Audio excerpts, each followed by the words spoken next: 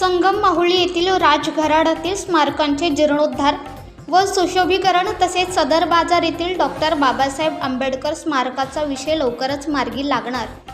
बांधकाम मंत्री छत्रपती शिवेंद्रसिंह राजे यांची माहिती। सातारा जिल्हाधिकारी कार्यालयात झाली आढावा बैठक।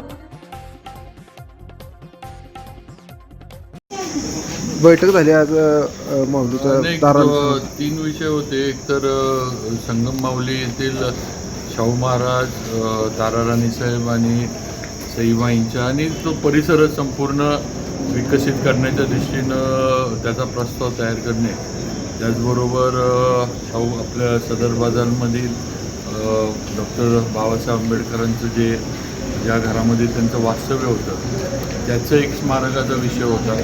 आणि दुसरं म्हणजे अजिंक्यतारा किल्ल्यावर पण अजून काही कामं चालू आहेत, काही गोष्टी अजून तिथं करायच्या, त्या संदर्भात सगळे जे काही लागणारं प्रस्ताव आहे ते तयार करण्याची बैठक होती।